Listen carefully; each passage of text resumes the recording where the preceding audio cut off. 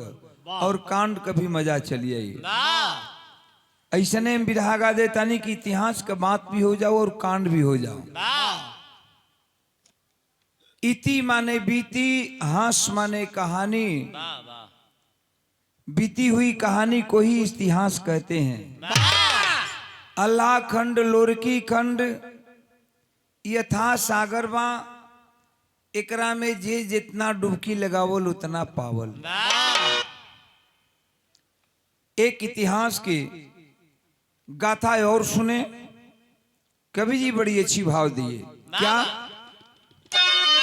और ए बिरहा का हमरे उस्ताद गाँव है आज से 50 वर्ष पहले, लेकिन कैसेट के दुनिया में हमरे आवाज में गीते बहुत प्रचलित भइल और बड़ा आप लोगन के दुलार प्यार मिलल।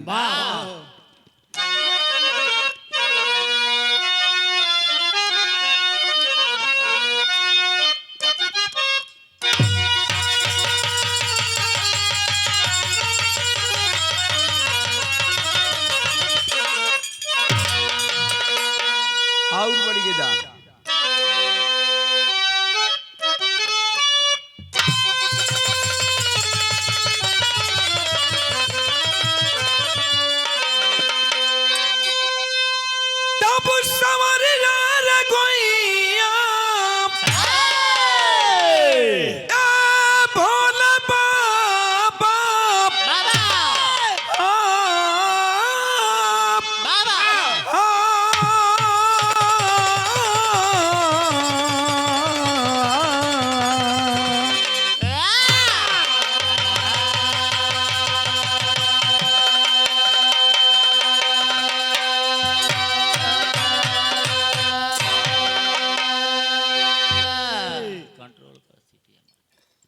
चार लाइन भूमिका है, गौर करेंगे।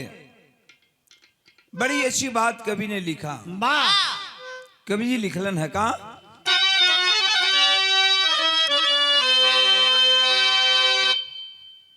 कहाँ चाहिए योग साधन यली को, पर पाके कली संग में सोता बिहस के। भक्ति भजन की है सामत है आई, पर विसारा हरि प्रेम कलिका में फंस के। राका पति से निराशा मिली तो, खिली जिंदगी पाकिरण को कमल की। उड़ा ले गई होश आधी मदन की, त्रिसरक्षिता की कविता यमल की।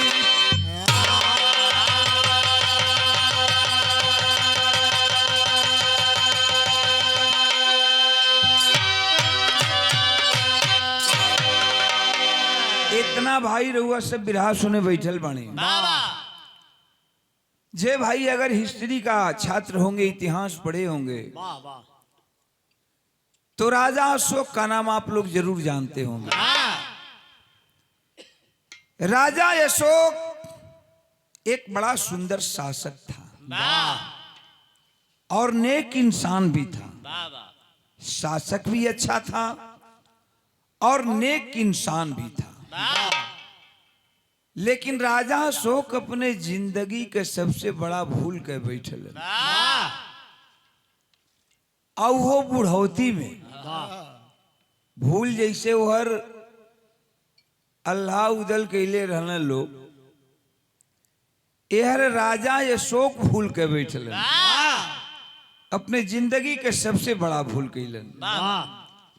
और वो बुढ़ौती में भूल कैलन, तो भूल कैलन का बाबू और बढ़ के दा,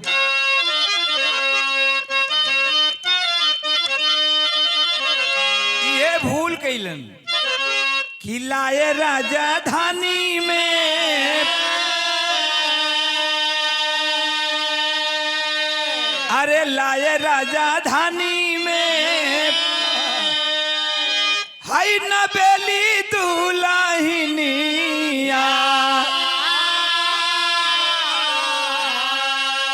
रही सुरक्षिता हसीनी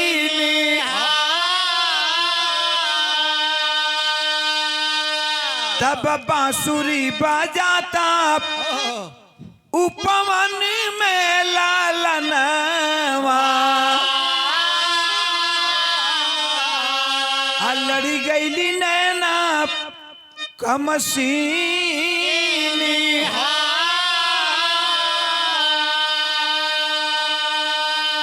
ये जिंदगी का सबसे बड़ा भूल राजा अशोक का बैठल है। आपन बुढ़ौती में एगो दूसर बियाह कैलिए आ वो बियाह कैलन कैसन कि राजा अशोक का उम्र 70 बरस का आ 22 बरिस के लड़की से बियाह कैले। तब तने लोग सोच ला लोग बियाह अंदाज लगा लो कि कितना बड़ पाप कैलन। 70 बरिस के दुल्हा 22 बरिस के दुल्ही नहीं पर चढ़ जाई राजा पर। मर्दे बोले का सहूर कब्बो ना भइलता है। कपार कबार झरी गई झरे दो भैया बार बहुत बा लेकिन बोले के सहूर आज तक ना भइल। अभी कोनो बतावल जरूर रहा कि वो नहीं पहुंच चढ़ गई देखले रहला का। अरे भाई तो बुढ़ौती बात का करी हम बस कबा शर्म करा। इस जिंदगी का सबसे बड़ा भूल होला बुढ़ौती के बियाह और वो 70-75 बरिस के दुल्हा 22 बरिस के दुल्ही। धन पुरनिया कहले बाकी धन अधर्म दोनों का नाश होला। राजा अशोक का पहली औरत का बेटा इतिहास में ओकर नाव कुड़ाल बतावल गई। जवान बेटा कुड़ाल है और जवान बेटा शादीशुदा कुड़ाल बेटा के रहते हुए राजा अशोक दूसरी शादी कर लिया 22 वर्ष की तिसरक्षिता नाम की लड़की से। रानी बन के अली न तिसरक्षिता राजमहल में। कुड़ाल में जौन पहली औरत के बेटा कुड़ाल बा ओकरा में एक बड़ा सुंदर गुण रहे वो बांसुरी वादक था। नगर के बगल में नदी के तट पर कदम का पेड़ और कदम के पेड़ पर बैठकर जब बांसुरी बजाने लगता था तो मानो सारा नगर झूम जाता था। सभी लोग यही कहते थे कि कृष्ण वाला द्वापर वाला कृष्ण तो नहीं चला। आज कुड़ाल सुबह सुबह का बेला है अपनी राजसी बागीचा में बैठ करके बांसुरी बजाने में मस्त है। और तब तक किसकी सौतेली माँ मतलब राजा अशोक की दूसरी औरत तिसरक्षिता चली जाती है बागीचा घूमने के लिए। सुबह में वॉकिंग करने के लिए टहलने के लिए निकलती है। बागीचा में धीरे धीरे पहुंचती है और जब जवान कुड़ाल को देखती है तो बाबू दीवाना हो गई, मोहित हो गई। सौतेली माँ अपने सौतेला बेटा पर ही मोहित हो गई। एक बात बोलती है कुड़ाल से, एक बात कहली ना। फिल्म का नाम डॉन, एक लाइन तर्ज बा जौन रेडियो रिकॉर्ड से आप लोग सुने लन। का तर्ज का लाइन बा मास्टर?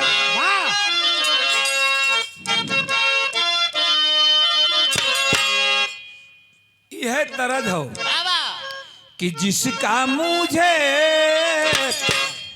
था इंतजार, जिसके लिए दिल था बेकरार, वो घड़ी आ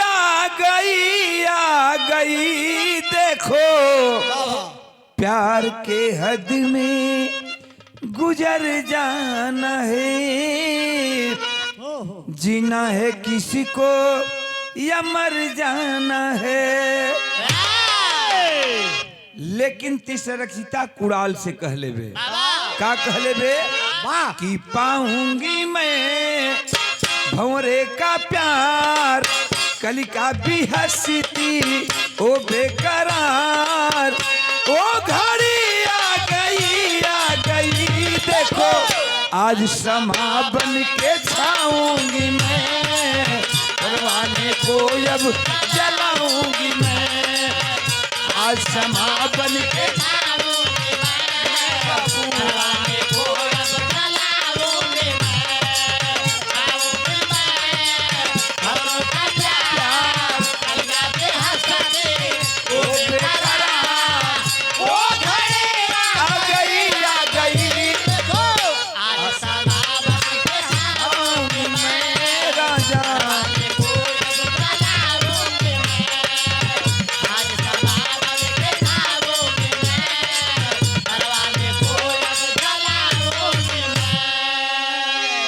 कुड़ाल कलश की पागल हो गई हो क्या? अरे तू मेरी माँ लगोगी और मैं तेरा बेटा हूं। पिताजी तुझसे शादी करके तुझे राजमहल की रानी बना करके लाए। तू मेरी धर्म की माँ है, मैं तेरा धर्म का बेटा हूं। ये क्या कह रही हो? कलश की जवानी उधर भी है, जवानी इधर भी है। देखा बाबू, जवानी कैसा नाग होला, सरवा कुल चीज के आग ठंडा पड़ जाई, लेकिन जवानी के आग ऐसा होला कि साला ई जल्दी खत्म न होके। जवानी का आग ऐसा होला जिसे तावा गरम बा, पानी डलबा ओकरा पर छाई दे करी, वही तरह। हाँ का भैया पनिया जरे लाओ, वही तरह जरे लाओ जवानियों जरे ले छन छन। हाँ एक तू विशेषज्ञ हुआ, यही तक कपार पर बार नहीं खे। तू जरल हुआ ना? हाँ तब का सब है जरे लगे, कोनो हम ही जरे लगे। कलन की कहलस की जवानी उधर भी है, जवानी इधर भी है। कुड़ाल, माँ बेटा का रिश्ता राजमहल में रहेगा। मैं क्या कर रही हूँ जरा ध्यान से सुनो। का कहले बे कि जादू भरा है तेरे नैनों में प्यारे, जादू भरा है तेरे नैनों में प्यारे, जादू भरा है तेरे नैनों में प्यारे। प्यार करो तन की अग्नि बुझा दे, प्यार करो तन की अग्नि बुझाओ, प्यार करो तन की अग्नि बुझाओ। ओ कदमों पे तेरे मैं जवानी को बिछाऊंगी, कदमों पे तेरे मैं जवानी को बिछाऊंगी। झूमेगा वो पवन जब नाचूंगी और गाऊंगी, झूमेगा वो पवन जब नाचूंगी और गाऊंगी। ओ घड़ी आ गई देखो, आज समा बन के छाऊंगी मैं, परवाने को अब जलाऊंगी मैं, आज समा बन के छाऊंगी मैं, परवाने को अब जलाऊंगी मैं, छाऊंगी मैं, भंवर का प्यार, कलिया पे हंसती ओ बेकरार। ओ घड़ी आ गई देखो, आज समा बन के छाऊंगी मैं बाबू। परवाने को अब जलाऊंगी मैं, आज समा बन के छाऊंगी मैं, परवाने को अब जलाऊंगी मैं। डांट करके कुड़ाल कहा कि चली जाओ राजमहल में। कदाप जो तुम सोच रही हो वो नहीं हो सकता। माँ बेटा का रिश्ता बड़ा पवित्र होता है, और इस पवित्र रिश्ता में तुम दाग लगाना चाहती हो। शर्म नहीं आ रहा है तुझे? शर्म नहीं खे आवत? अपन तनी बतिया बदल दिहलस। अकुड़ाल से एगो बात कहलस तिसरक्षिता, ओकर सौतेली मतारी का कहले बे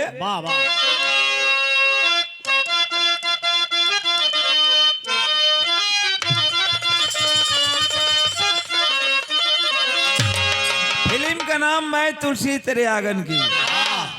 रेडियो रिकॉर्ड में आप लोगों ने सुने लन कि छापती लकमों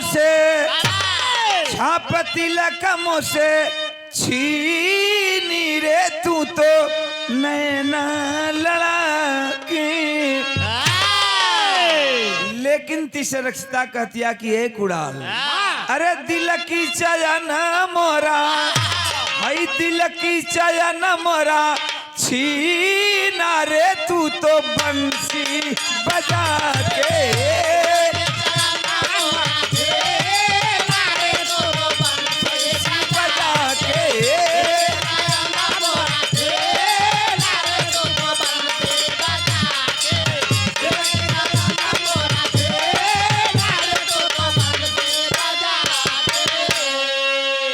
सुन सुन सुन बता दी बतिया मोरी,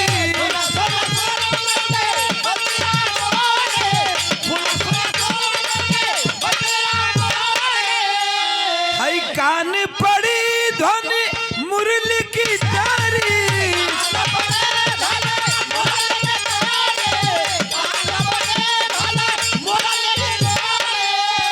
अरे हुई दीवानी तेरे प्रेम में, हुई दीवानी तेरे प्रेम में सब सराय के। दिल की चयन मोरा छीना रे तू तो बंसी बजा के।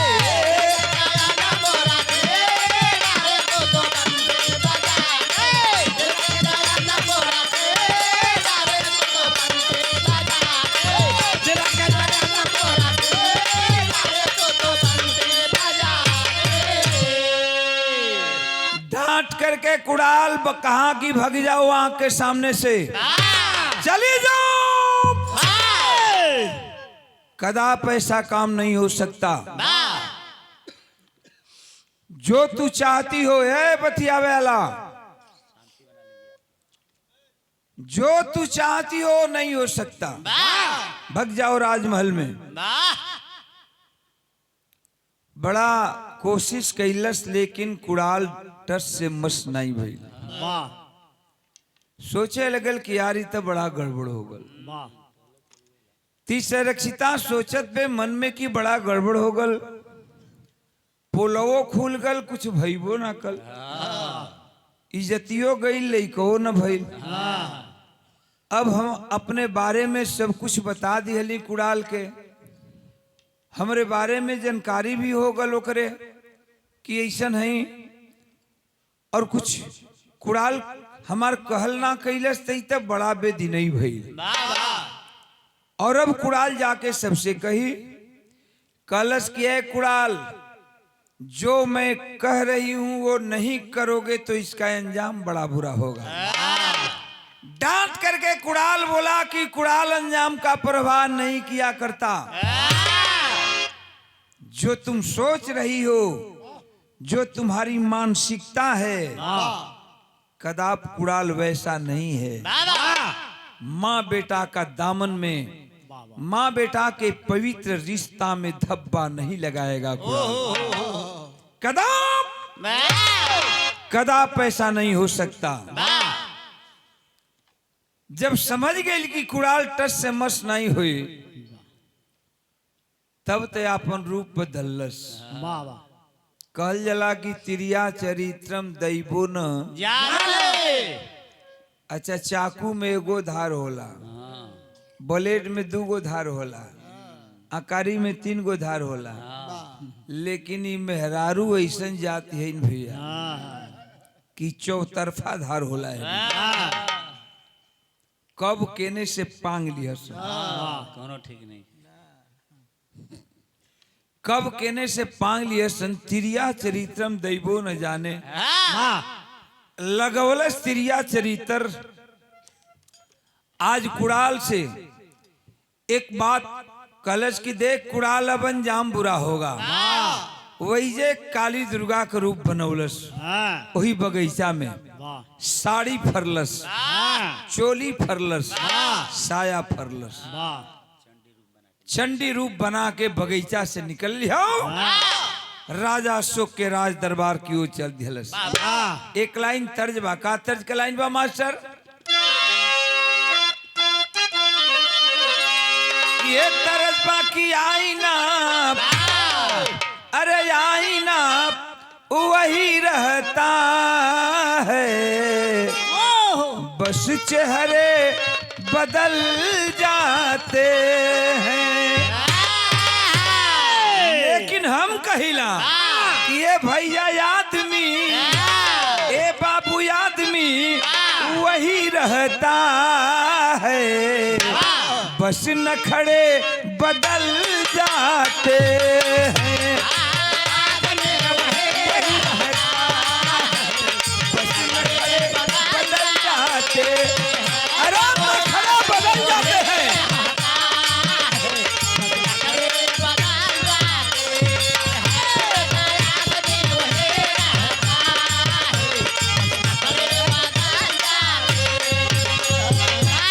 तो जाते हुए भी जहां से एक चाल चल जाते हैं राम। आदमी आदमी बाबू आदमी वही रहता है, नखड़े बदल जाते हैं।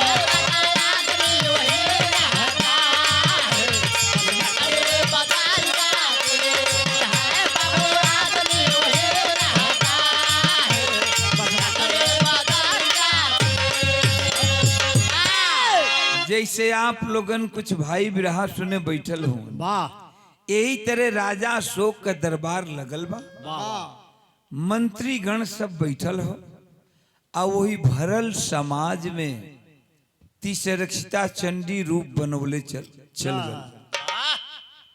राजा अशोक का बुढ़ौती के शरीर बा, वाह वाह देखला ना तिसरक्षिता के कलन के, अरे तिसरक्षिता ई का भइल? हाँ कलश की भइल ना कइल गल,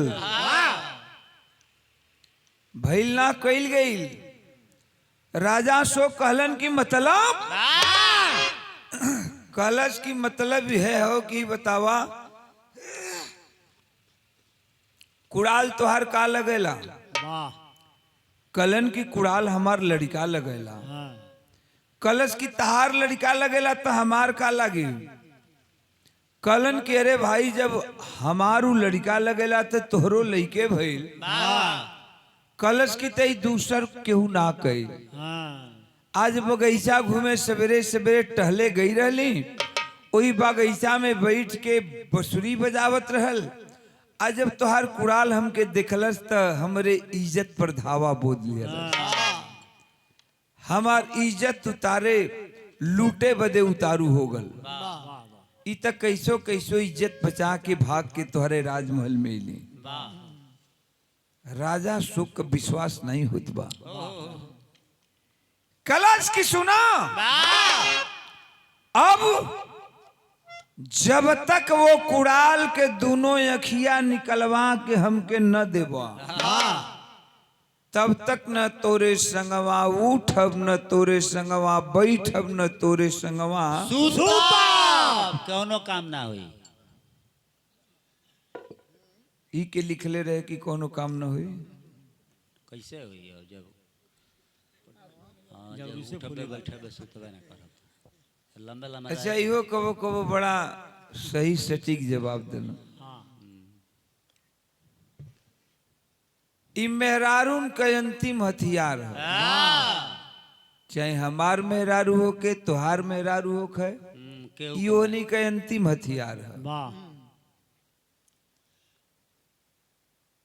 कहियसन की राती खान सुतब खिया पिया के सुतैसन, तेल ओल घस लियसन, तो जब फुसिलावे कोई तो कहसन कि सुनत रहा, तो कब कारे अता हौ फलनिया न फलनिया दू भर के सिकड़ी पहन के मार झमकावट चलत, हमरा के एको भर के कीन दा।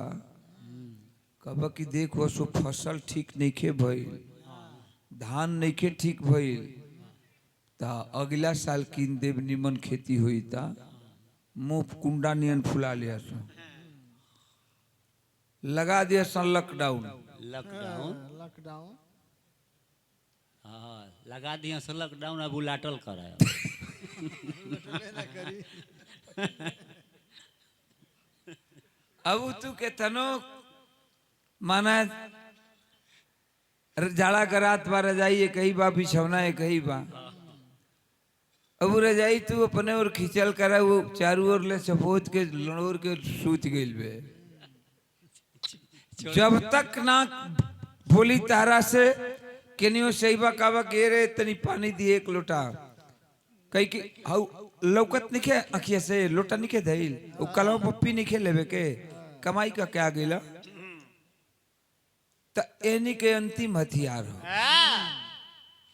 कलश से रक्षिता की जबले वो लइका का दोनों आंख निकाल के न देबो न तोरे संगवा उठब न बैठब न सुतब। राजा शोक के बुढ़ौती के शरीर बा समझावे के कोशिश करत हूं कीर्ति से रक्षिता से मत कहा। अरे तुम मतारी लगबू हो अहम के विश्वास नहीं खे कि हमार लड़का कुड़ाल ऐसन कबो काम कर सकत समझावत हूं। फिल्म का नाम मैं तुलसी तेरे आंगन के, लेकिन गीत से सुंदर हमरे बिरहा का लाइन लिखल गई का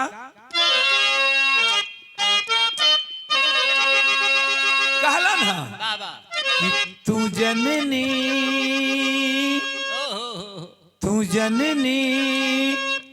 मेरे लालन की तू जननी मेरे लालन की